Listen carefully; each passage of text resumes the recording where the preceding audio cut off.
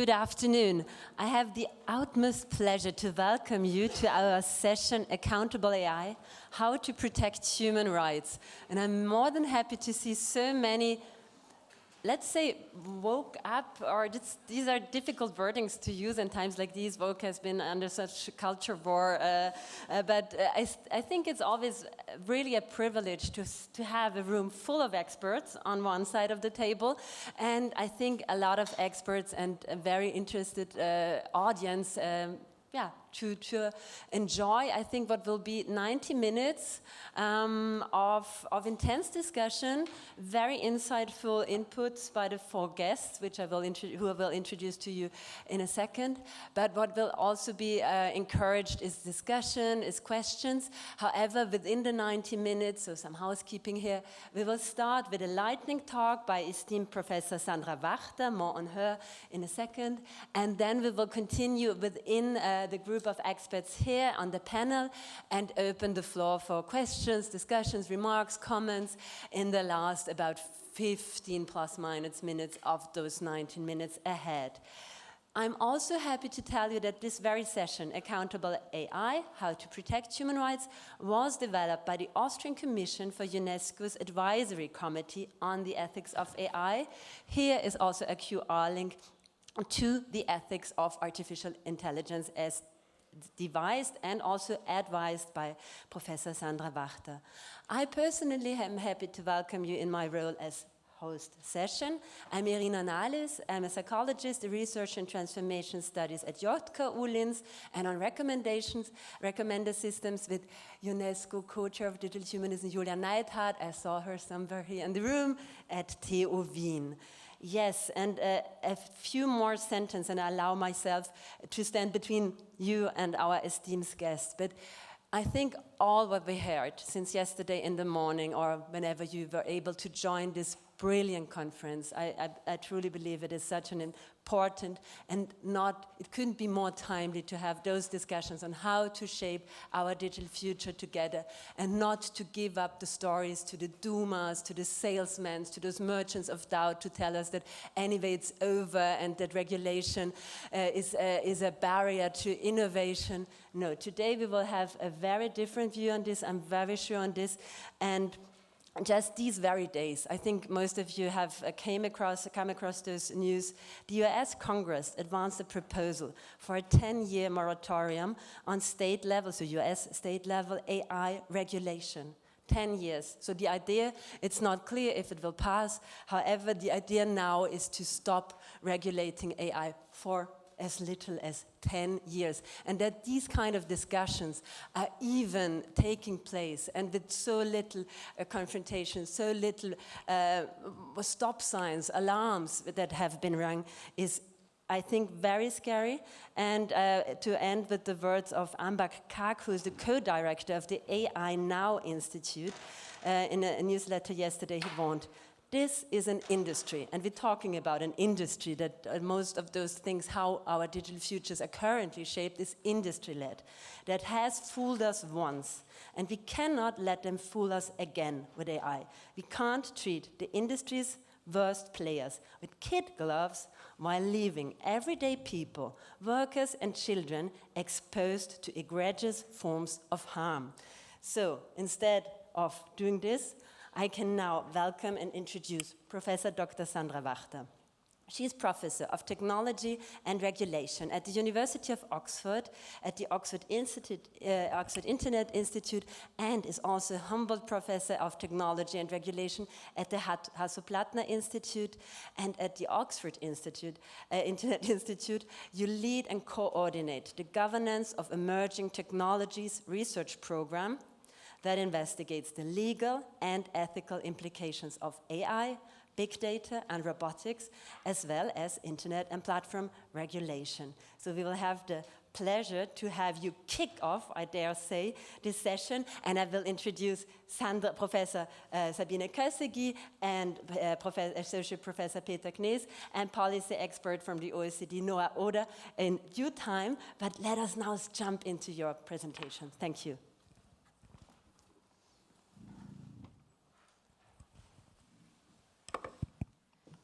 Test, test, test. Excellent. Okay. Okay, first of all, thank you so much for the introduction and most of all the invitation. I'm Viennese, I grew up here, so it's really nice to come back home. Always nice to be invited.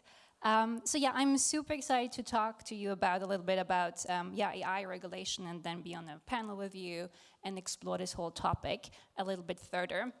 Before we start, just a couple of things maybe about me and my person.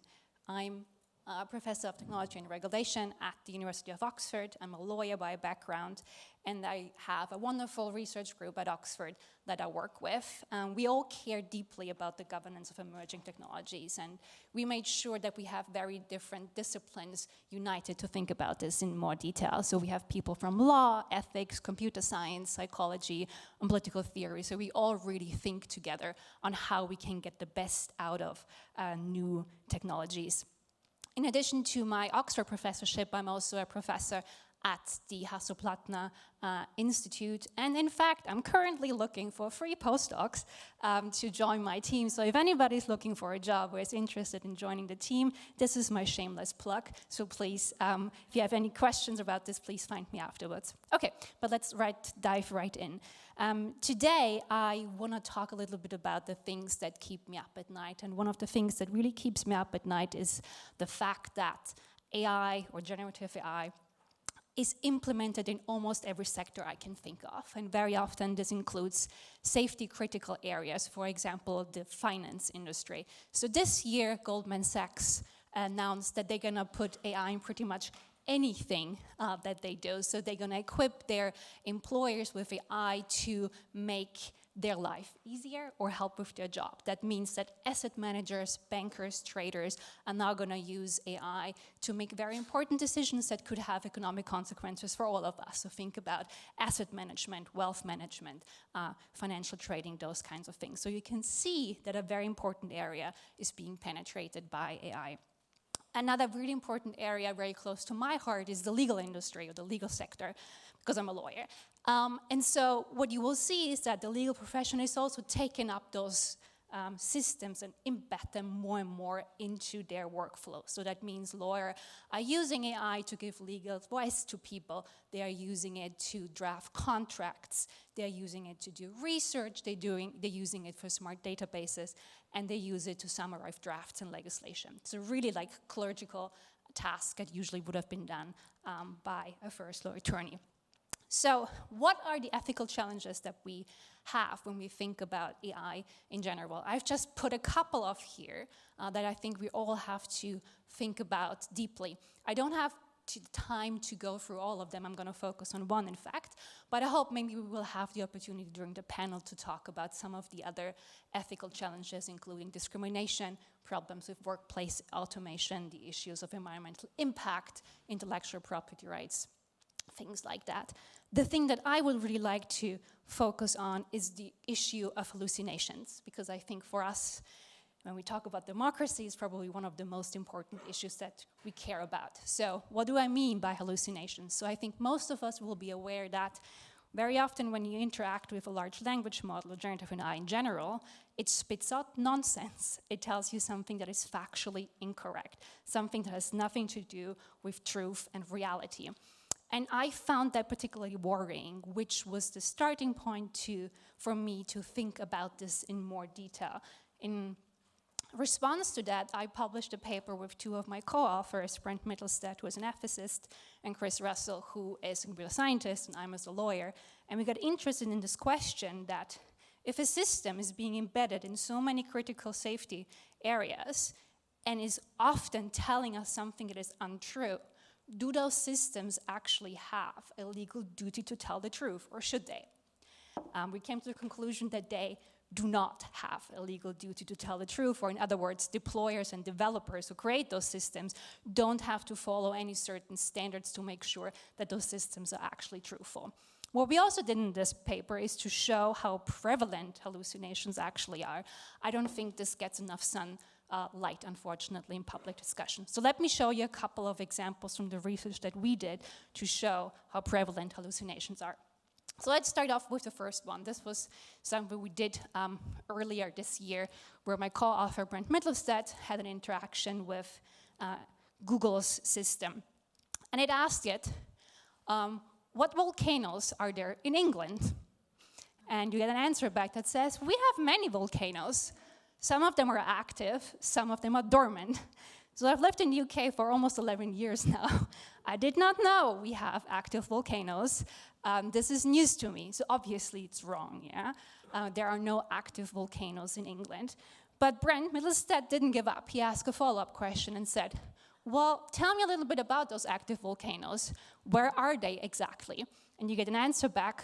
For example, active volcanoes, you can find them in Culling Hills and in Mount Snowdon.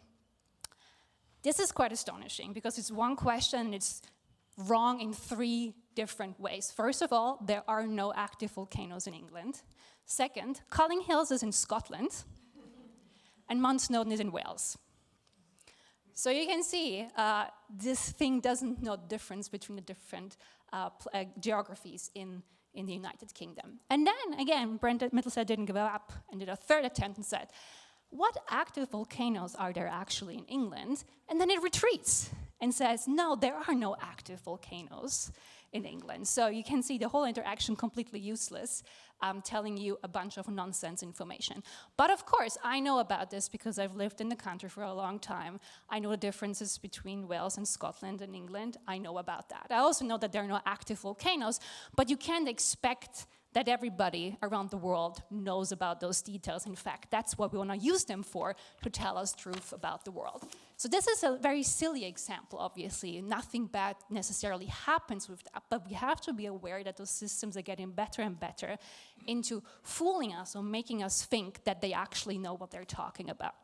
So this is a very interesting research paper from 2023, where researchers showed 2 batches of scientific papers to experts, to other scientists. One batch was written by artificial intelligence, the other batch was written by our scientists. And the scientists that looked at those papers, who were expert in their field, were only able to detect the artificially created ones in 68% of the time. That's not a high number, right? And so if you think about the fact that those systems very often tell you mistruths and untruths, it could actually be a problem. How could it be a problem? What would be the consequences? So again, one another example from our research that we have done in testing. Here we had an interaction with Bing, and we asked it why Boris Johnson was indicted. And it answers back, Boris Johnson was indicted on 37 counts of various crimes related to his conduct as Prime Minister of the United Kingdom. So again, I've lived there for quite some time. I have not heard about this. Usually I know things like that. I would have known that our Prime Minister was actually indicted. He wasn't, obviously, but it is written in a very convincing way, and you even get footnotes. How scientific. And if you look at the footnotes, you see a link to the Financial Times, and the other one to the BBC. Those are good outlets. I read them, usually, so I know that I can trust them. When you click on the Financial Times article, you can see what the actual headline read. So you can see that Trump actually was charged with 37 counts. Boris Johnson just stood down from Parliament. So for some reason, this system confused those two and started to spread wrongful information about a member of Parliament. And now you can see that this could actually have real-life consequences when we think about democratic processes. Of course, you can say, this is Boris Johnson, I don't care about Boris Johnson, he's a politician. He has to deal with that type of stuff. That could never happen to me because I'm just a normal person. I guess that's also what this law professor thought, until he found out that ChatGPT was inventing sexual harassment claims about him that had nothing to do with truth. So it could be you, it could be your good reputation that is being tarnished as we speak. So it's not just about politician and misinformation in the ecosystem, it's also your potential good reputation that could be tarnished. Or just think about the fact that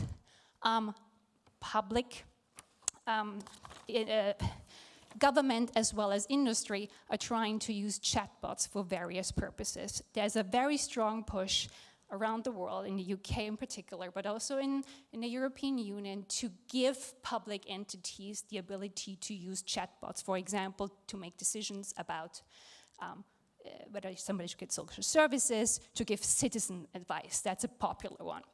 So what would you do if your chatbot all of a sudden starts threatening, harassing your clients or your citizens when you're supposed to help them. So that's actually something that did happen. So you have those systems all of a sudden being very harmful to the people that they should serve.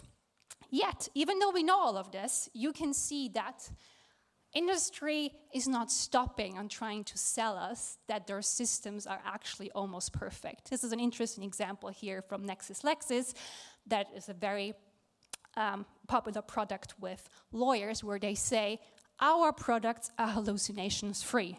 Don't you worry about that at all. Similar things you can see here with Thomson Reuters.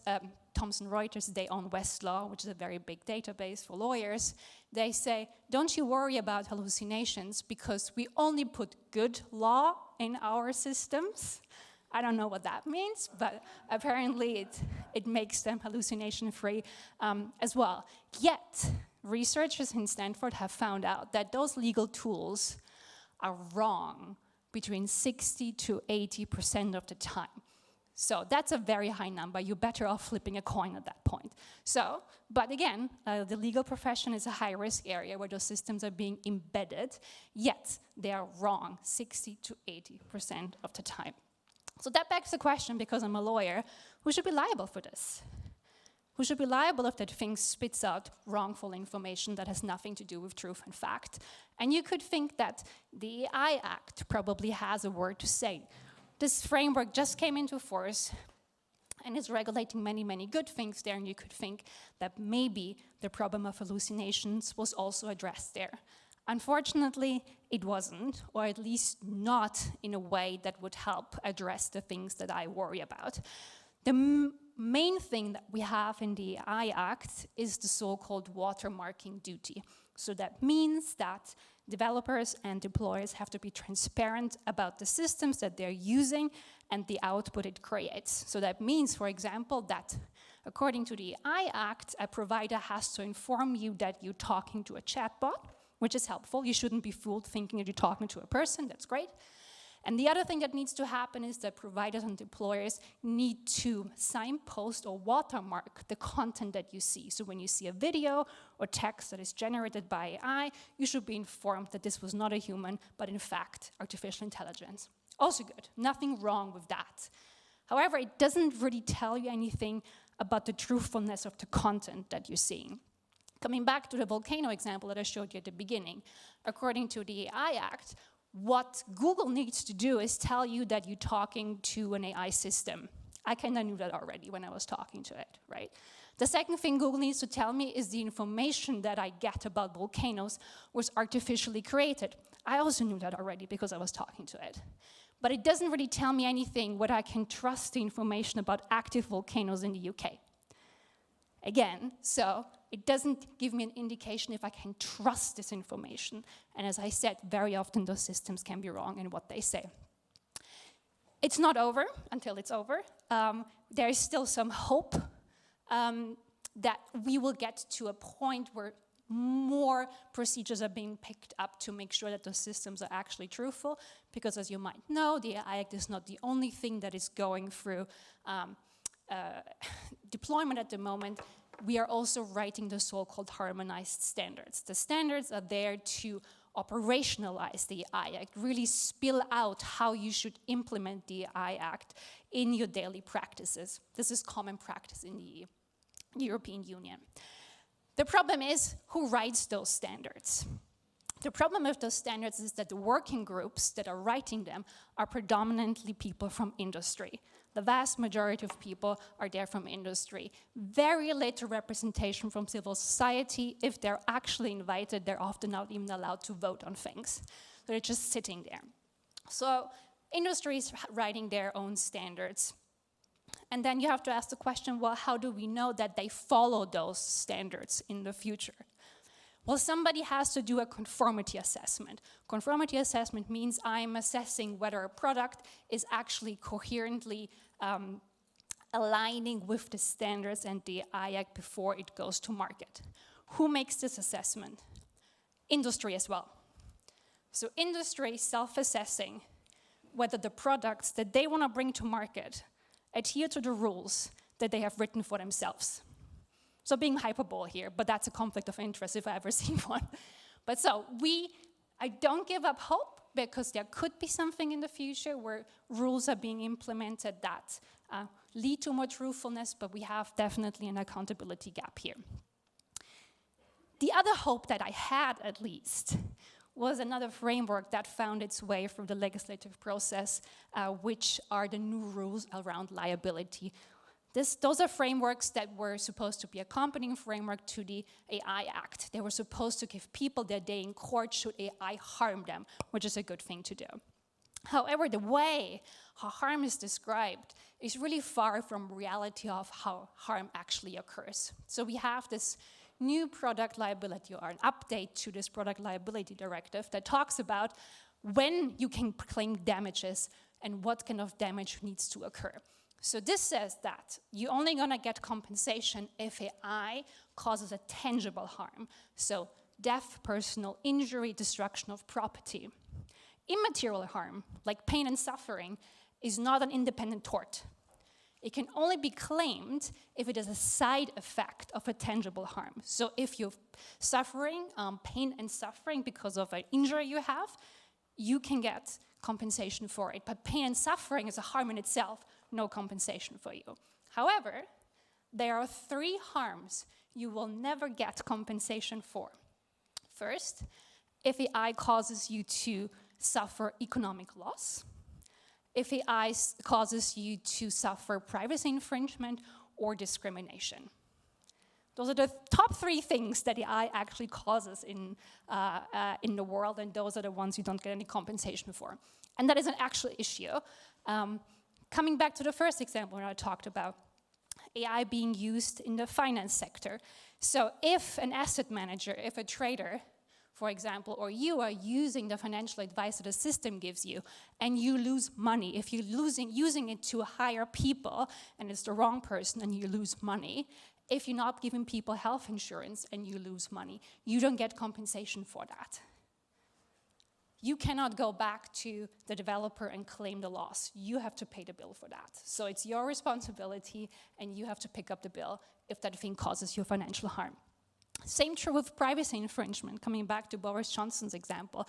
His reputation is tarnished. He didn't get indicted, and so that is a form of privacy tort. He would not get compensation from the developers because it is not part of that framework. And here, finally, as we talked about chatbots going rogue and being sexist, racist, or harassing people, that is a form of discrimination that you don't get compensation for if you're the target of that. So that is a big, big, big issue, and definitely not coincidental. I had a little bit more hope for this other framework, the other liability directive, that also was proposed at the same time, because this actually opened up the way for people to claim human rights violations, including the right to property, which would be financial loss, respect for privacy lies, privacy torts, and discrimination and equality.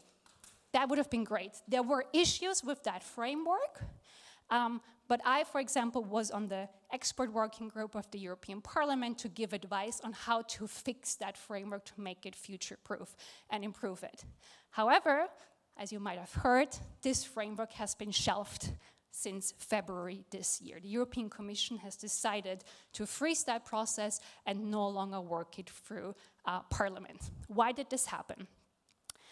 It is something that was already seen as the writings on the wall in earlier this year when the AI Action Summit happened. For those who don't know, this was the 3rd installation of a very important event series where industry, civil society, as well as policymakers were coming together to come up with certain principles that AI innovation should follow. We had the first one in Bletchley Park in the UK. I was also part of that. Then we had one in Korea and the last one in France that I also attended.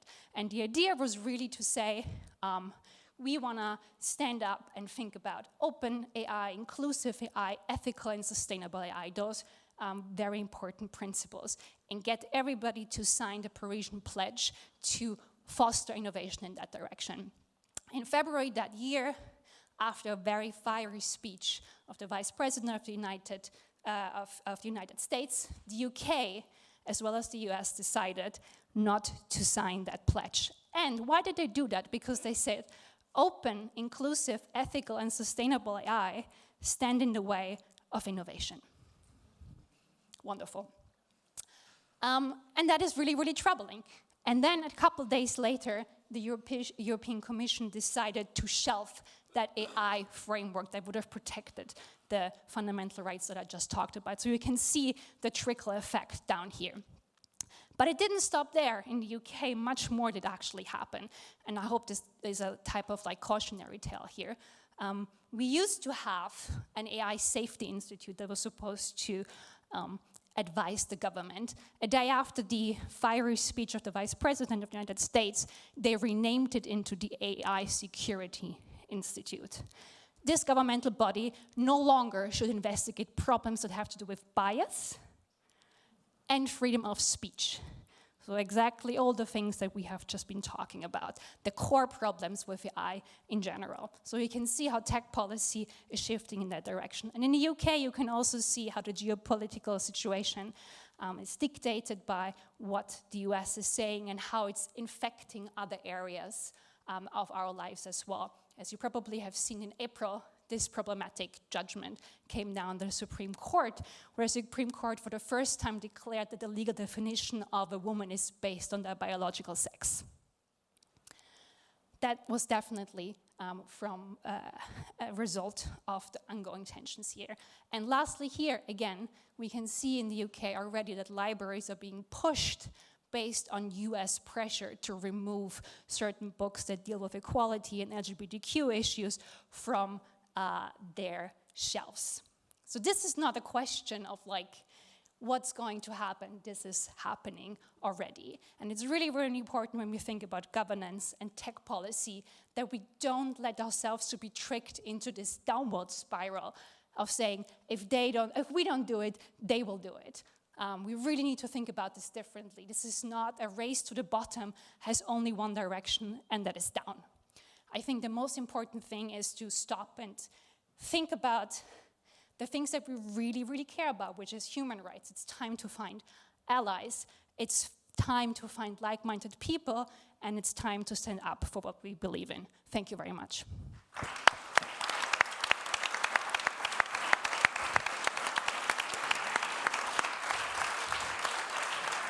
Yes. Thank you so much, Sandra. And I would like to add, as you did in our preparation talk, that in fact, when they go low, we go high, right? This is your call to action. And yeah, I think you not only vividly, but so substantially highlighted where are the pitfalls, what human rights risk arise from insufficient AI accountability, and that there is so much insufficiency here. And that current EU regulations are not fit actually for future, for reasons, for merchants of doubts and many others, and the legal, technical and political obstacles we see. So I would now give you first the occasion or the opportunity to get to know the three other esteemed panelists, and then we will go round by round by first reflecting on Sandra's input from the individual expertise, and then another round where you can dive even a bit deeper in what your current topics, what your take on AI accountability is in days like these. And I also prepared a short round of small questions, some blitz kind of thing to keep things alive. But I'm sure that they will be. So, but now to introduce you to first Sabine Köszegi. She's Professor of Labor Science and Organization at TU Wien and Policy Advisor on AI Ethics. She's currently Chair of the Advisory Board on AI Ethics of the UNESCO Commission, Austrian UNESCO Commission, and also member both of the Advisory Council on Artificial Intelligence of the Austrian Federal Government and the AI Advisory Pool of the City of Vienna. Of course, much more to say about her and all of your work, but I will try to keep it as brief as possible. Welcome, Sabine. Then we have Peter Knees. Peter Knees, he's Associate Professor of Computer Science, also at TU Wien, and he is the UNESCO Chair for Digital Humanism. He deals with social challenges resulting from the digital transformation, in particular with issues relating to the responsible use of AI. and also the teaching of digital skills and a global perspective, but not only from a theoretical point of view, certainly not. You will also allow us a few more insights on designing, on shaping, on developing, for instance, the algorithms that guide us through the world, which you do since many, many years. And then there's Noah Oder. We can welcome Noah Oder as a AI policy expert at the OECD.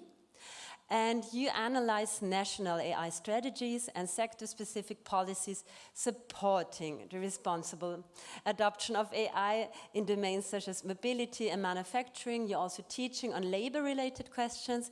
And I'm very much looking forward in your introspection on what national AI strategies and sector-specific policies, also regarding the Global South, will bring as a different perspective to this table.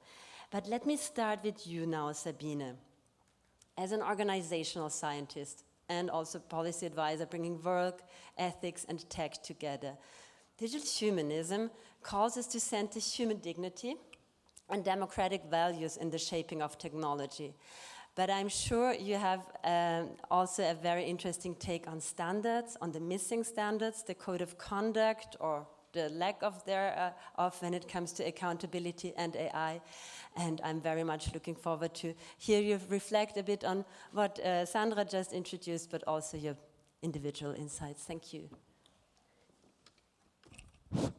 Thank you very much for your kind introduction, and yes, definitely thank you for this wonderful, enlightening speech. How should I start?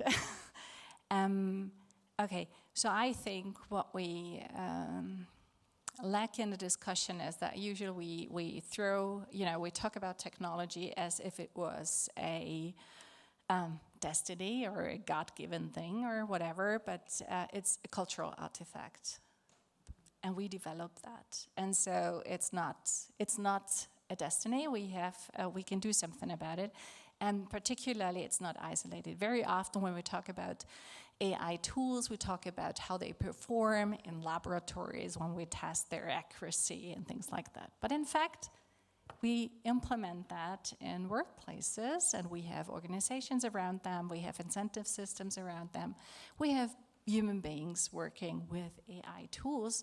So when we talk about AI technology and its implementation, we have to consider the socio-technical system and how this is performing, right, overall.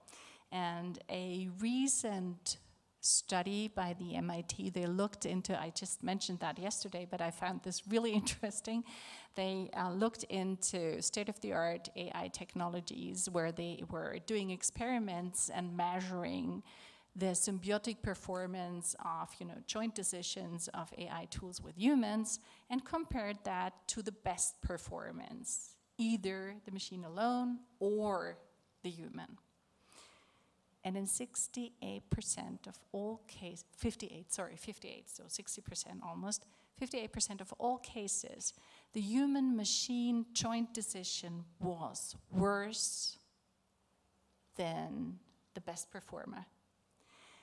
That means that's not it doesn't work simply that easy that we give an AI machine to human beings and we are better in decision making, we are more efficient, and et cetera, et cetera. So what it requires is, apart from regulation, and this is what is absolutely important, we need regulation because we know that there are too many incentives to exploit people and to ignore human rights. So we need regulation. And we are on the way, and we have seen many problematic things about that. I agree, we need these harmonized standards, and setting standards will actually incentivate industry to come up with innovation, right? So I agree also here with you that we could make it a race to the top.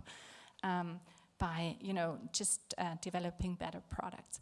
But the third thing I really think is necessary, and that was also a part of our fundamental reasoning. I was part of the AI high-level expert group where we developed the European ethics standards. And there you can read that, of course, we argue that AI has to be lawful, but AI being ethical is much more, it's beyond that.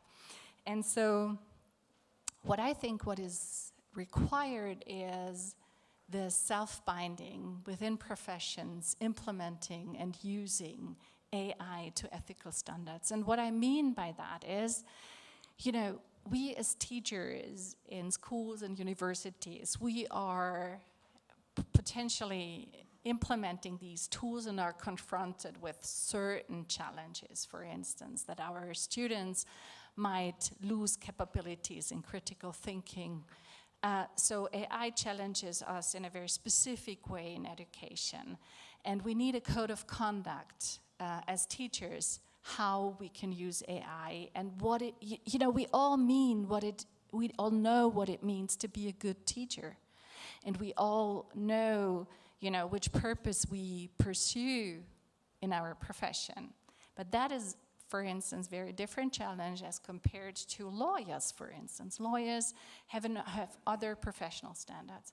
And I'm working in the health industry with doctors, and there it's also clear, a doctor knows what it means to be a good doctor. They have their individual standards of, you know, professional standards within their industries. And we know that, you know, there's legal binding standards, but we know that our schooling system would not work if we hadn't, you know, all these wonderful teachers that really pursue a professional standard they are adhering to and that they think is important. And so what we need to do is we need to extend these professional standards with a code of conduct very specifically in every industry and yet every profession with how to deal with AI technologies and applications in these standards. And, you know, this could be a bottom-up process, right? This could be a process that enables us to be critical users, knowledgeable users, and reflect existing standards. Thank you, Sabine. So if I understand you correctly, you also call for a better or stronger reassurance or also some sort of empowerment that there is expertise already in our society, which is maybe not related to AI, but there is teachers that are experts and so on. What I'm saying is that we have in all the industries, right, in the different professions, we have developed in our analog life institutions and mechanisms that safeguard how we do things and how democracy works. Right? We know that institutional trust is necessary. Therefore, we do have certifications and checks and so forth, right? So we have developed very, very valuable institutions that help us in our analog life to organize life beyond law. And we have to build on that. Additionally, right? This is not obsolete. It's not at all. Yeah. So I understand that you argue for a stronger sense of code of conduct that can be infused by professionalism that we have in all of the different fields, and not let us overrule and override all those stories that whatever is not ready for technology and AI is not ready for future. No, we have already systems and expertise in place, and we should leverage this with much more, yeah, maybe also confidence, I would say. But Peter, yeah. And appreciation for all these professions and for all their know-how. When you talk to people in the health sector, you know, they feel appreciated and heard. Yeah. If you say, let's take your standards and then add, you know, what is necessary and required to include AI technology in a way how it supports you. Thank you. And Peter, you were nodding a lot. So you, as a professor from computer science, I assume that you would like to elaborate also a bit on the technical aspects when it comes to flaws or potentials of regulation, but maybe also from the digital humanist perspective. Maybe not yet, because a couple of other statements first, maybe. because exactly from that perspective of being in digital humanism and talking about digital humanism we're doing this for some years now, and I think this is a fantastic conference. I mean, the turnout is amazing, the discussions are amazing. It's really great to see where this topic is at the moment, and I feel like there's a lot of awareness in the society already at that point, or growing awareness. Not enough, by far not enough, but people are caring about this. And I think what you mentioned, like what are we doing with these technology now and so on? I get the impression that it can go either way. It can go that people just accept the fact that AI is out there, and it sucks. It's not great, but it's just there. And they will just live on with an imperfect system and knowing that there's another source that you cannot trust, right? And so there's something that's on the media, so what does it matter? And if you ask a search engine and it gives you an AI-generated answer, it's only AI-generated. Who believes that? And maybe as an anecdote, just recently I saw a presentation where the images were AI-generated, right? And it was obvious that they were, and it was just claimed that the images were AI-generated, and they were wrong. And so it was just told, and they're wrong. And so this is a fun exercise I put with these presentations is spot the errors, right? This is a new thing that we do as humans now. We sit in a presentation, and we know we don't trust what's going on anymore, and we just have to check for ourselves, and this can be a fun game. So, I mean, is this really the way that we just use systems knowing that they don't work and we just use them anyways because they're there? I mean, what's the point of that, really? It seems like a form of entertainment, but it also raises the question, why are we doing this? And why are we performing presentations in that sense and education in that sense if we know it might be true, it might not be true? I think this is one direction this is going, potentially going. And I think that's, in a way, dangerous also, because it just sees AI as being a thing that is there, we cannot change. It's basically, as you said, it's a destiny, right, the way it is. And I think that plays very much into that narrative of whatever tech industry is giving us, we just have to take as it is. Maybe we can ignore it, but maybe we just, it plays into that narrative of there's nothing we can do about it. And I think this is exactly the point for digital humanism, to be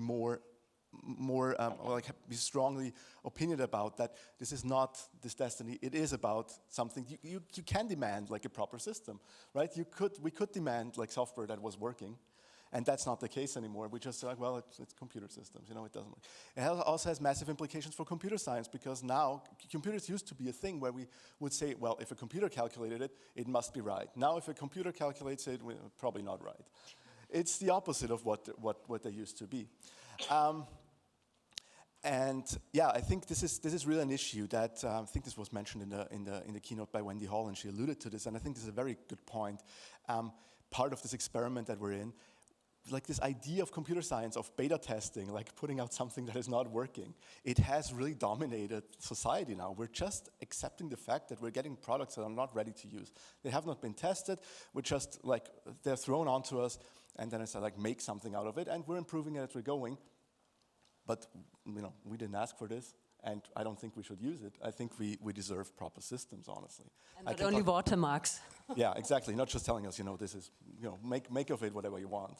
But yeah, so I can talk about the technical things in a bit if you want. But yeah, thank you for this. And I think you also alluded to this very important question of trust, as you did also, that this way of undermining whatever is there as trust or also truth, the two which actually go together very much, and the undermining of it systematically, as it is not of any value anymore, that you're even some sort of old-fashioned thinker to demand something like a trustful application or a trustworthy at least. To me, at least as a psychologist, this is a huge alarm sign, because we know from babies onwards, no trust, no action. So if you want a public, citizens, individuals who are afraid of what's going to be next and are not actively refusing to just accept watermarks, make them devalue trust. That's super strategy. I forgot to ask to add the second direction this can go, and that is the worst one of trusting these systems, right? That is even worse. Exactly. They are not trustworthy, but anyway, we're not as adaptive enough, flexible enough if you're not not challenging it constantly. But it's not good to challenge constantly whoever you meet on a personal level, for instance. If mistrust is your default mode, then good night, really. But Noah, you come from the OECD, and I know you have, again, different ideas, visions, but of course a lot of observations when it comes to trying to bring, if it's either soft or hard law, into play when it comes to accountability. Would you please elaborate a bit on that? Yes, of course, and I think in the interest of time, I'll try to be as short as possible as well. But yeah, I think what I really enjoyed about your presentation is that, you really showed that we're not at the stage of AI development where it's about silly, funny things anymore, like, asking if there's like volcanoes in the UK, or like, in the early 2010s when Siri happened and we asked it to rap, it's not those silly use cases anymore. We're really at, a level of AI development where we're at high risk and high stake use cases, ranging from, AI in medicine, AI in heavy transportation and so on, AI in legal systems. And I think for this, we really do need more than just like goodwill, or more than, just ethical principles. Like, don't get me wrong, like, us at the OECD, we also have like our own patch of like OECD AI principles, and they're really like a great thing for like raising awareness about key issues such as accountability, and, they can create kind of like a reference point, an ethical reference point about like shared beliefs across like sectors and actors. But, I think beyond these like more like ethical components, what we need is like hard law, because what these ethical principles can't do is that they cannot enforce accountability, or they also cannot guarantee human right protections. And what they also cannot do is that they cannot ensure compliance. Like, if you picture, for example, you going on an airplane, you want to make sure that this airplane is constructed in like the safest way possible. And for this, we have all sorts of like regulations, directives, etc. And now think a second, if all of these like regulations wouldn't exist, and if you then went to a company like Ryanair and kind of like trusted their goodwill to construct a safe airplane, we probably wouldn't have seats in that airplane, just like a placative example. But, and maybe moving over to like what we see at the OECD when we do our like country reviews is, we get to talk to a lot of companies, and there's always this like metaphor or like saying that regulation stifles innovation, and I'm like so tired of it. Sorry for my choice of words, but like, honestly, like the thing that we hear when we talk, to companies is not that there is like too much regulation. It's that just like what's being regulated and the regulation out there is just like very, very unclear, and it's oftentimes very much washed down by big industry players, as you have mentioned before. So the rules are oftentimes not clear. They're overlapping, like the AI Act is overlapping with the GDPR. Then, it's different sector by sector. So there's all of these kind of like complications. And what we often get as like a conclusion out of these interviews with companies is that, the regulation itself is not what stifles innovation. It's really like the quality and the precisiveness of it that does so. And I think, being a bit positive when ending my statement, I think if we get this right, and if we really try to like, get in those things in the liability directives that are currently missing, I think, us as Europeans and us, as citizens of the European Union, we can actually get an advantage of like AI systems made in Europe, because we would have this kind of like, trust quality seal of an AI application made in Europe that we can trust. And I think this is just like where we need to direct our minds towards to, that this can actually be an advantage rather than a disadvantage, I would say. Make it a feature, not a bug, right? Sandra, thank you very much, Noah, but I would really think that you would have, from your comparative legal expertise, also a few more ideas on the blind spots that you addressed anyway in your talk, but already how Noah framed them. And you also mentioned earlier that you wanted to look more in maybe other questions, not only hallucination, but inequality, inclusion. Maybe this is a good moment. Yeah, I think, again, there's we can fill, it's quite interesting. You can fill libraries with evidence of the harms of AI, but probably one page, half a page of the benefits of it. So like, it's very, very easy. We could sit here till tomorrow and just list all the ethical challenges that we have, but I don't think it would take us as much time to actually put on the positive use cases for all of us. And so that's really, really important to keep in mind, especially when we think about regulation, because I do a lot of policy work. And the frustrating thing that you usually hear is that, oh, there is not enough evidence of the harms. And you're like, boom, boom, and you have like libraries filled with it. It's never enough. But evidence of the benefits, nobody cares about. Nobody's saying, well, show me the evidence that this is going to make my life better. Can you show me? Or is it just going to make 8 billionaires richer? Or is it going to make the other 8 billion people on the planet better off, right? And it's a very clear answer here. And so within the human rights framework, I think, again, this is just how I think about the world because I'm a legal scholar, but if you look at human rights, they are a manifestation of what is important to us in society. It's the most important values that we have. And so all of those important values and human rights are being penetrated and affected by AI. Think about the right to privacy, right? So surveillance technologies, a vast application of AI actually goes into surveillance. This is about your privacy and your data. Your data is being taken from you and the systems are being trained. That's a privacy issue. That's also a fundamental right that is enshrined to you. The communications that you have with your friends and family is part of your privacy as well. That is being infringed. Reputational damage, we talked about this with the examples that I gave you. Also the right to privacy. Think about free speech in the original sense, not the American sense, how it's being abused at the moment, but the original sense of like, I can speak my mind, I can hold my opinion.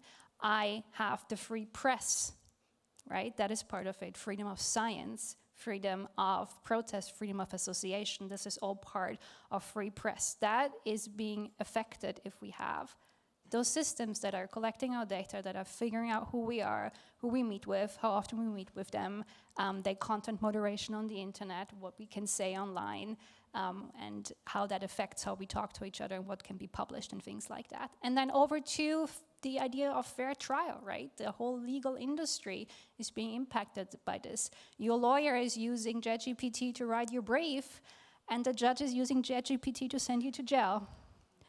That's the reality that we live in, right? And that doesn't really adhere to the standards that we have right now anymore. And then the big bucket of like the future of work. What does it mean if a system is kind of as good as you, but much cheaper and much faster, doesn't get sick, doesn't want to go on holiday, and isn't moody? How secure is your job? Or how is your job going to end with your example? Are you going to be the babysitter of an algorithm, just like looking over the stuff that it is doing? That's a job that doesn't require the same expertise anymore. It doesn't mean that more people can do it, which means the wages are going down. And so all of a sudden you're fighting for a job that is not joyful and badly paid. And that's the end game of it. And like every time we hear from industry, oh, no, don't worry about this because this job is going to go away, but 10 will come in its space. They're not. Because we live in a capitalist society where the premise is to make your shareholders money. And one of the biggest impacts of that is labor wages. And you can see it every time. Look at what the tech industry is doing. They're automating the jobs away. That's the road we're going down. That's just not even up for discussion anymore. Which means it's really important to think about like public policy strategy when we think about that people cannot rely to have the same income levels anymore going forward. And we can just like take a person that has worked in one industry and the other and say, you do this now. That's not really realistic. And the last point is the environmental impact, right? Those systems are not fair trade in any sense of the word. They cost a vast amount of resources, water, electricity, land. It's, again, so just as an example here, I think it's just shocking to see that when you generate one picture with ChatGPT, it costs the same amount of electricity that it will take to charge your whole cell phone, right? and like 5 interactions with ChatGPT cost half a liter water. That's your resources. So you can make Siri rap, for example, or for example, do like nonsense stuff with it or automate jobs away with that type of stuff. It's really, really important to see that this is like a societal risk for us, for democracy, for the job market, and for the environment. And we should not allow this distraction of saying, yeah, this is the future that has to happen because we developed it and therefore we have to use it. They have a vested interest that we think we're dependent on it. But the power is not where tech is being developed, the power is where it's being bought. And we have to remember that we don't have to buy it. We have lived without ChatGPT quite fine. I don't think that this is something that we have to necessarily rely on if we don't want to. I think it's just a marketing strategy to say, if you are not with us, then you're going to be left behind, because you could be a billionaire tomorrow and it's on you if you don't implement this in your system. So really think about who is saying what and who is in the payroll of whom, and think about whether we need those systems and what it does to the democratic values and human rights that we have in our society. Yeah. Thank you. Thank you so much. Really, Sandra, thank you so much for addressing so clearly this power play, which is in place.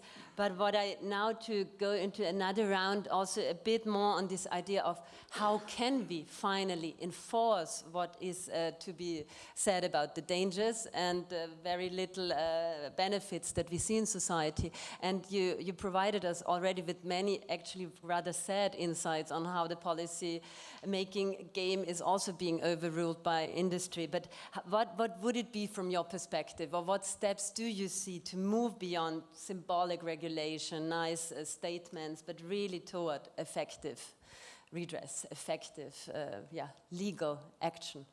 Yeah, I think one of the super easy things would be just like to continue with some of the frameworks that were proposed. If we walk the line a little bit better with liability, I would already be much happier if we could have like redress for human rights violation. Yes, of course we should have that, and we should make sure that this is not just for state actors but also for private players, because those are the ones that cause the most harm.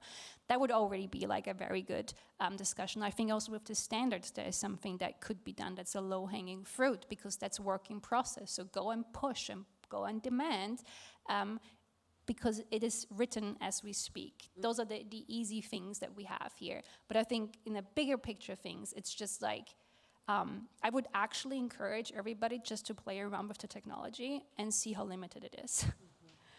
Because we're always being told like how your job is going to be so much easier once you have it, and in most cases it is not. Just talk to the journalists and the doctors and the teachers and the professors and the people who actually work on the ground. They're angered by that nonsense mostly. This is not being recorded, right?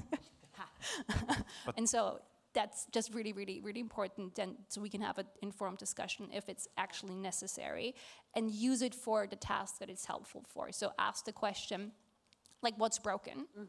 Like, what needs fixing, and is AI the best way to fix that system? So it's not like all in or all out, but actually think, what are the things in your life where it can have a benefit from you, and where you should just completely relinquish it.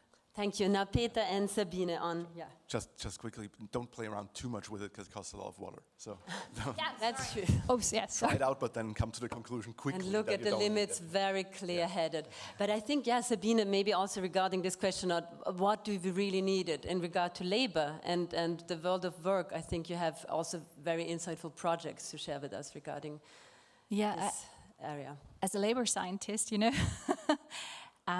I would start out with the question, which tasks do we want to delegate to AI and not we have a technology, so let's use it, right? So the right question would be, which things would we want to do by ourselves, right? And for instance, what we don't want to do is, simply because we don't want to do that, to predict future behavior of people with AI, because this makes us extremely vulnerable, right? So maybe we don't want to do that. And also, I've been talking to pilots, I think many kids wanted to become a pilot flying an aircraft. That's a cool job, isn't it? In the meantime, the companies have really a hard time to find enough aircraft pilots. Why? Because they're flying not anymore. They're just supervising and controlling an AI machine. That's it. That's boring. That's not flying anymore, right? Think about a doctor who is not making diagnosis anymore, but just, operating an AI machine. What is it about to become a doctor? I mean, if one of the most important things of, providing identity to your job is taken away by machines, right? And so that's one of the issues. I mean, we know how important our professions are for us in our social identity. We want to contribute to society, and we want to have a meaningful job, right?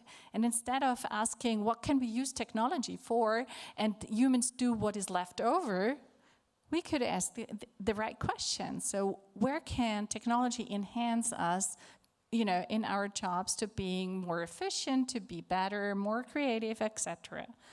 That's one thing. Another thing, which is, so I'm glad that you mentioned that AI technologies will basically, increase inequality, because what we see is a mass expropriation of our skills and knowledge. OpenAI they took all the knowledge that we have collected over hundreds of years, put it in a shitty tool, if I say that, and then, this is competing in the market with knowledge workers, because that's what we see in studies, that it is not helpful for people with a lot of knowledge and for people with a lot of experience. They perform, also for doctors and all other professions, they perform like AI tools. But if you give AI tools like ChatGPT to people with no knowledge, with no experience, they can't perform as good as all these educated workers, knowledge workers. And so how do companies, use this technology in the future? How will they do that? Of course, they want to be more efficient, and they will use non-skilled, non-experienced workers with AI tools and put a lot of pressure in the labor market on the rest of us. So we are expropriated, and AI is not even paying for that, right? So it's just, they just threw that into the market. And that's another issue that I would like to address with regards to the labor market. So not that we are in competition much more with the technology that,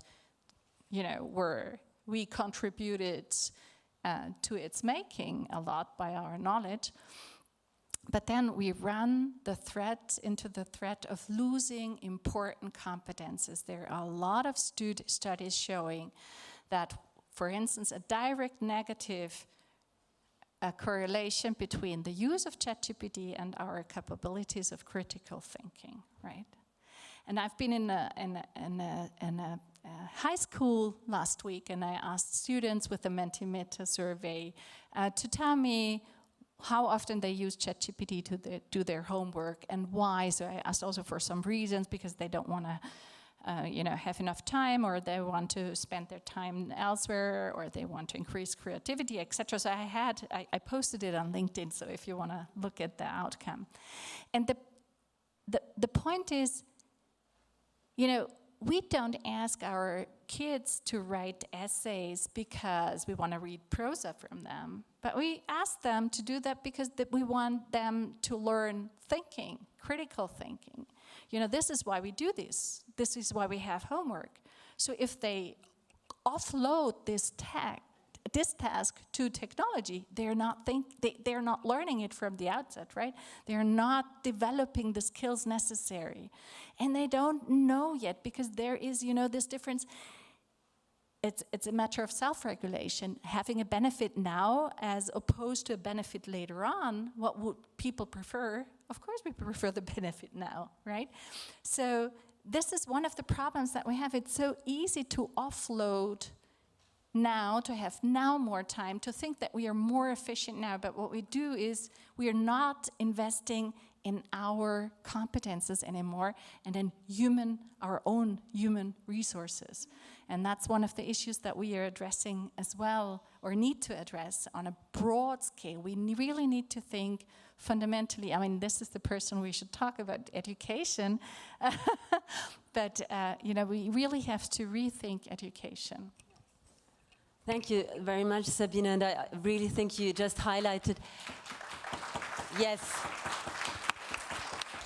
Rounds of applause for everyone, and I think, yes, you're more than deserved it. And yeah, I think you really pointed towards the direction of cognition, the need for cognition, which is something that can be developed within humans. However, if we just go via an idea of humans as they look for convenience, they are lazy anyway. Their intellectual capacities will never reach the level of whatever is being the marketing story of today. And anyway, a very limited idea of intelligence altogether, because it goes much more, and I think it's not a newsflash for the people here in the room, but the discussions are always around, oh, when will AI exceed human intelligence? As long as you see intelligence only as the cognitive capacities between your two ears, maybe some people, this level will be reached, but then there's so many more different facets of intelligence. And coming to, I think, intelligence and education, these interrelations that Sabine already invited you to comment on, maybe you want to. And then I would also like to hear, because the other word was inequalities, and also the perspective of labor market, which today is a rather imperial system where we outsource cheap labor already to other continents, namely the global south. And I think there, have also some insights to share with us. So I would say these, the two of you now for almost last round before we open to the audience. Okay, these are a lot of topics. I wanted to say something very different, but okay. Then say something different. Freedom of speech. We have a very open concept. Fine. I can come back to this. education more on the practical side, maybe not on the conceptual side that much, but to what you said before. I mean, like the push on the labor market. Definitely, I think I've been told this concept is called surplus. So there's always more labor force available than you need in order to keep the price low. Also. AI is definitely playing into that. As a critical remark, so might be inclusion, to say, because that is also like a way to increase the labor force that's available. Different discussion, but okay. But I want to come back to this also very briefly to this question of why do we need this, and what are the applications that we need this for? And it's true, it's completely the wrong way around. This is a tool that has been developed without any application. That is the problem. We're still in the market of trying to find out what is the application for this thing. Okay, so it's fantastic technology. I completely understand that. If you build something, transform a system, and all of a sudden, you put some words in and it completes a sentence, and it can optimize it to have a conversation, and it looks so human that you cannot wait for this to be on the market and tell everybody what a great product this is. But that is the product. It is the proof of concept that this is possible. What else is the product? I mean, you can build things around it, right? There's many things you can do. This has a lot to do with human-computer interaction, like natural language interaction, all of these things. There's many things you can build upon this, but this thing that was released is itself not a product, right? It collects more data. Like it is a tool for the company, but it's not a tool for us, really, I would say. So I think it's just not ready for market, to be honest. And if there is a market, we still have to find out. And I think this is a big issue. Let's say, in the sense that this is a groundbreaking technology that has been developed in industry, not in academia. There has not been much of a scientific process around it in terms of reproducibility, in terms of multiple or many people contributing and checking these things. It was very elitist, let's say, Silicon Valley thing as it was developed. And in the end, it was released and said, here it is. And now research is dealing with the existing thing, right? And we have to study how it works, and we have to test it, and is it reliable, and all of this stuff. That's not the way this is supposed to work. So I think the big misunderstanding here is that this is a great example for basic research, because there is something that is shown here what can be done. It is not a great example for applied research. I think this would come later if we're done with the basic research. And I think this idea of having something that is basic research and looks really great and let's make an application out of it and put it to the market, that is the wrong idea here. That happened though, and we're dealing with the fallout from that rushing to the market now for years already. And everybody, like the whole world, is debating what do we do with this thing and how can we turn this into a product. That's not our question to answer, right? I mean, if there's an opportunity, use it, but like, let's not invent opportunities for this thing. And I think this is the big problem. And so this comes back to a technical question, and often I wanted to say something about the technical thing. It's not going to be a technical solution also to make the AI accountable. That's the problem. Now it's oh, it can talk, you know, like we have kind of a conversation. Let's make it moral. Let's make it whatever. All of these things that you expect from humans. That's not going to happen. There's, you know, it can do what you see, and maybe if there's more basic research, fundamental research put into this, you will get to better results. But that does not make the product great immediately and does not solve all the problems that you have there. So it's used in applications that affect society. It highlights societal issues maybe through a new lens that we didn't have before. I think this is interesting. This is interesting to study all of these things. But the solution to this is not going to be a technical one. The solution to this is figuring out what do we want actually, and why would we develop something like that further even? Like what would be the outcome at the end that makes it worth our efforts and all our brain power and all our money to do this? And I don't think this question has been asked enough at this point, right? So let's go back to research is kind of what I want to say with this thing, and like take it off the market. What was the other thing? Education.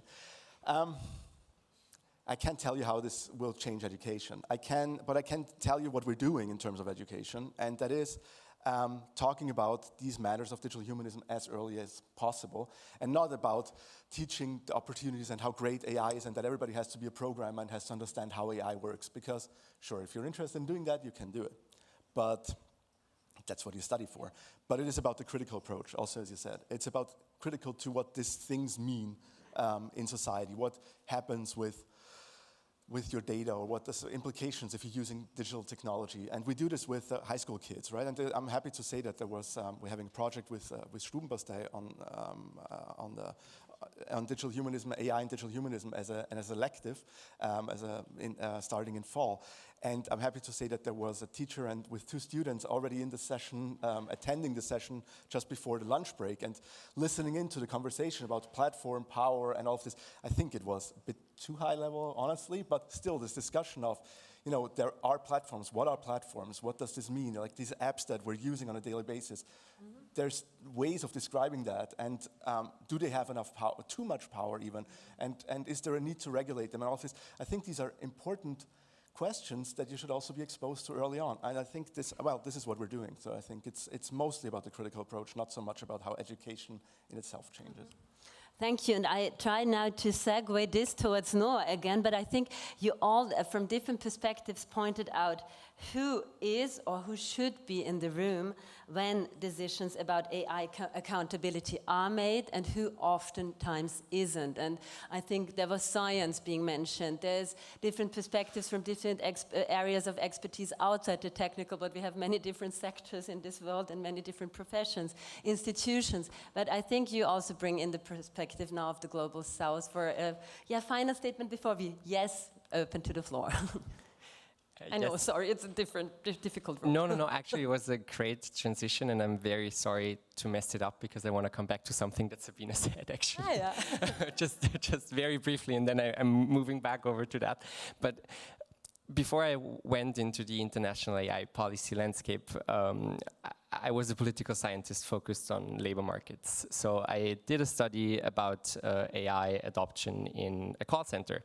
And I was asked, it was like a qualitative study, and I was asking the agents using AI, do you think AI will, soon take over your job? And the response that I always got was laughter. They said, for sure not, because it's so shitty. Let me just set the frame a bit. It was a call center. They used like an interactive voice recognition system, also known as IVR. So the thing, the annoying thing that asks you to, tell your issue before you get connected to a human agent. Or they also used chatbots. And then the remaining task that was, with the human agents was to talk to those people whose issues weren't resolved by AI. And so, you can imagine this, these customers, they arrive talking to the agent, they're already quite heated, they're stressed, they're annoyed. So the first thing, instead of trying to solve the actual issue that the agent is there for, is doing emotional labor. They have to calm down the person and be like, it's all right, don't worry, blah, blah, blah, blah, blah. So basically kind of like the babysitting aspect that you've mentioned, Sandra. And the thing is, this aspect of, increased emotional labor that these flawed AI tools are often creating, it's just not being recognized. And, I think this is an issue that we have to address and have to look closely to. And I think this is what you were saying, Sabine, right? It's really what, type of things do we want to do by ourselves, and how is it impacting the quality of work? Sorry. May I just have a small response? Yeah. I think, the issue here, what you did is when they try to automate, so do a how did they call it? This. Yeah. No. When you sort cases into AI done, and then only the tricky one gets comes to come to human.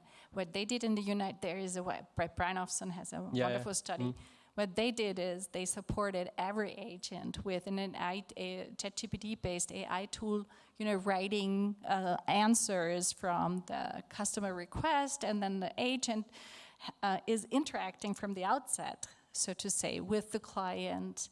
And here, it really, and they analyzed then who benefited from the AI tool, and it was, in fact, those people just starting a job and had no idea about the product, and those people who had no skills or were not highly skilled. All others did not, so that the highly skilled, experienced agents did not benefit at all, because they knew they were fast in their job anyway. And that's the point, right? So depending on how you implement the tools, it's not only, you can really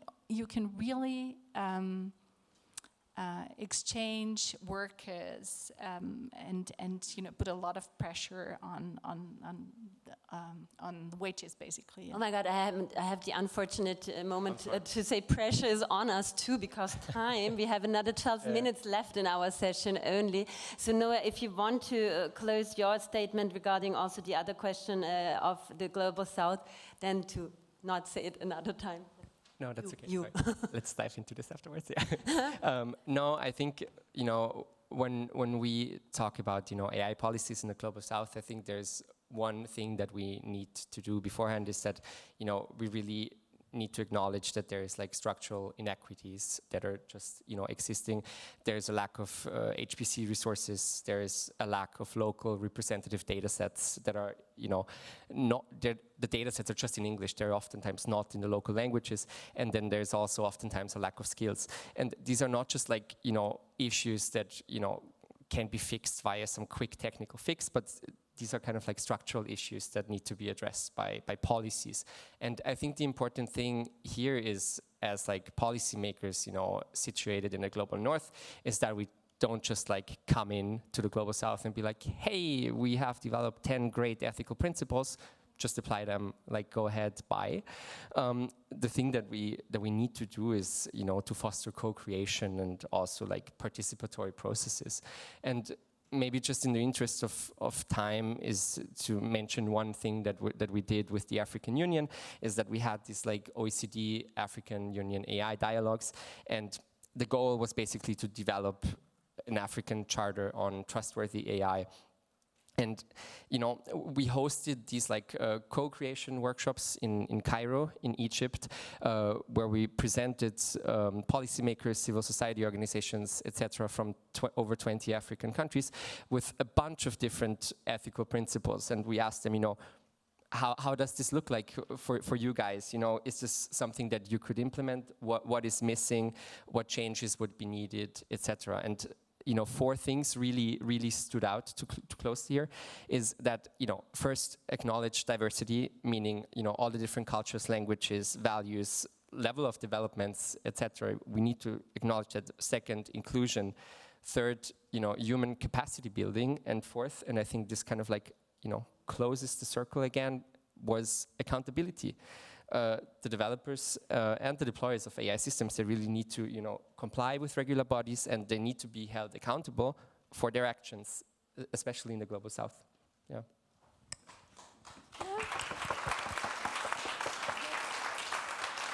And now the mic is open to the floor. A few questions. I will take at least 2 at the same time. Please make sure to have a question. Maybe you want to give a super brief introduction of yourself, but have it a question, not a comment, or not a speech. Oh yeah, you have one. Yeah. Thanks, Eric Prem. Can I make a paradox intervention? Although, Sandra, I think in principle, I believe we agree on everything. I want to push back against some things. I think we need much more evil systems. Let me start by saying large language models are precisely that. They are models of language. And the sentence that there is a volcano in England is a perfectly correct sentence. That it is wrong is unreasonable to claim for something like a language model, obviously, and I think we know that. And actually it could be true. Maybe 2 minutes ago, Arthur's seat exploded and Edinburgh no longer exists. We don't know. So yeah, it's not in England, right? So it is. There are no truth machines, and philosophically, I think we can claim there never will be truth machines. So we have to give up on that. It's simply impossible. Secondly, not just technically, but philosophically, I believe.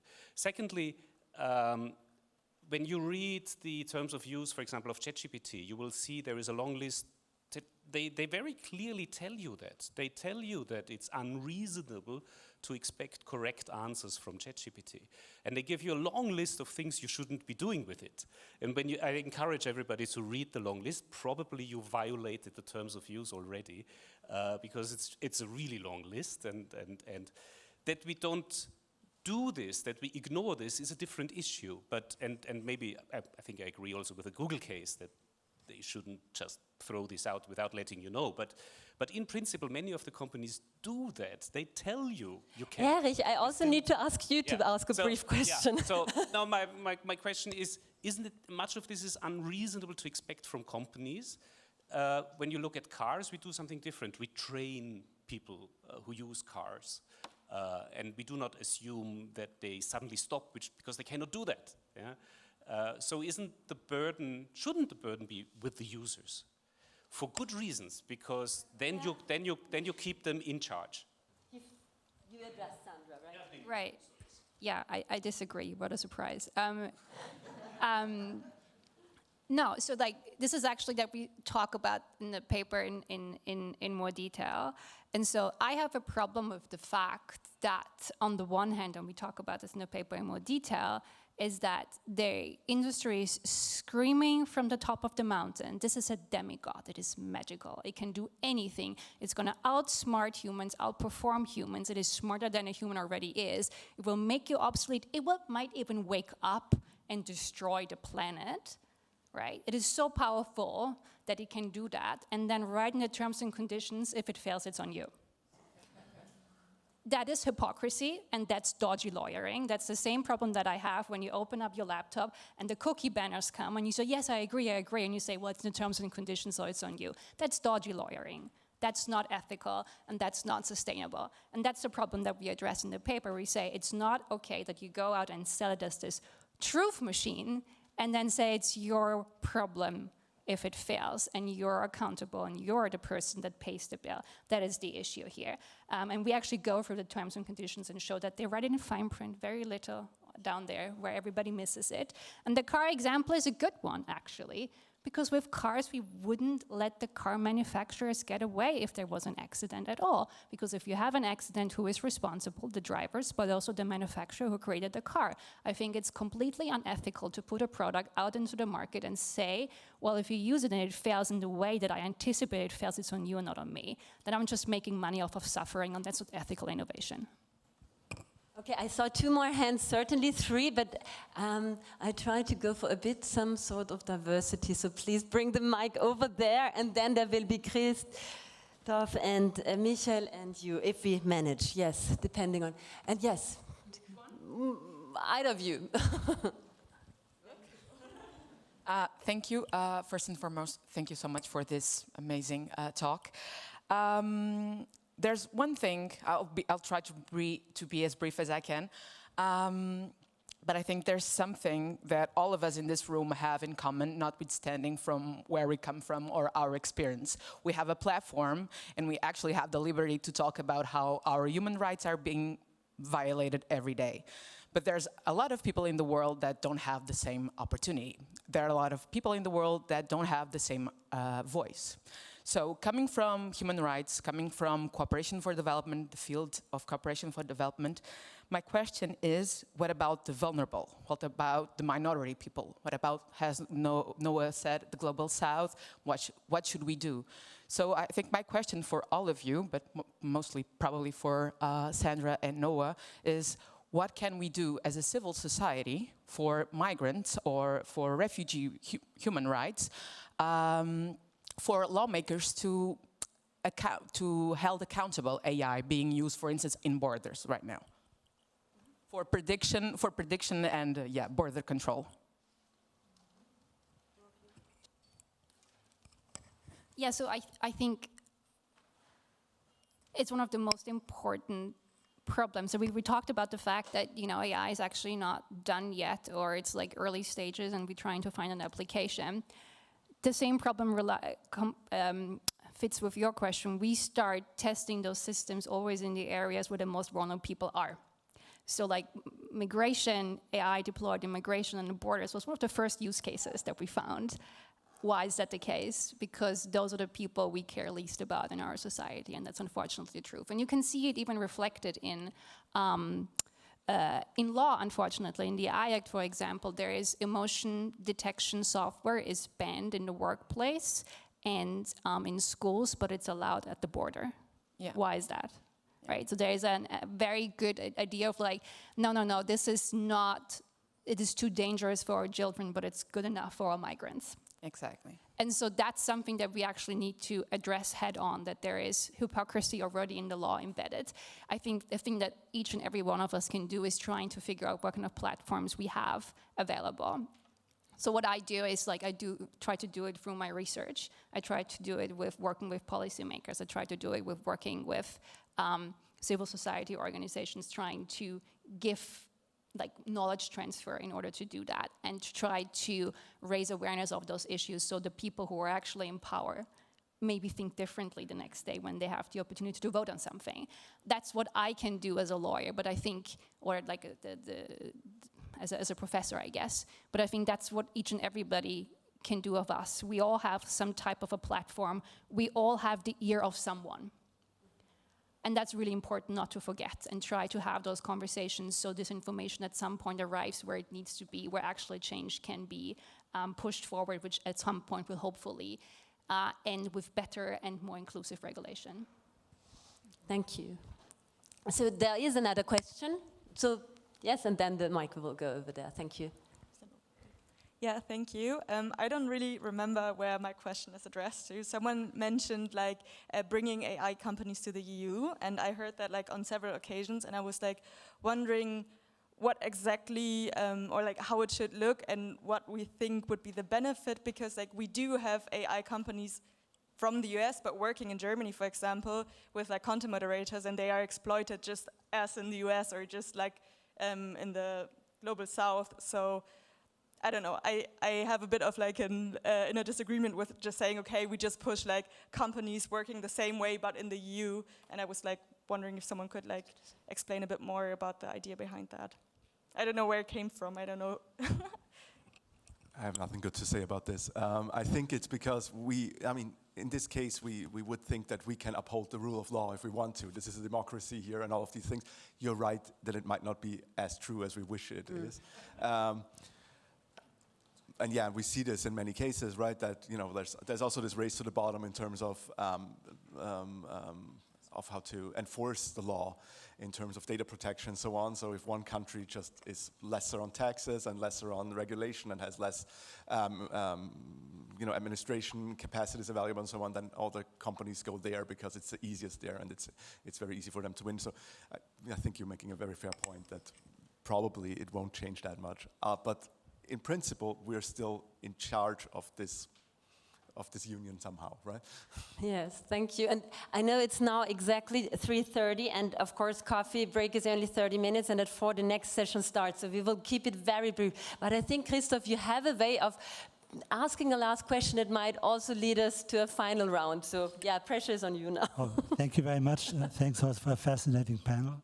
I want to come back to the human rights question, how to protect human rights relating to AI. There are basically two ways of thinking about that among human rights lawyers. The one is we just have to mirror existing human rights into the digital sphere relating to AI.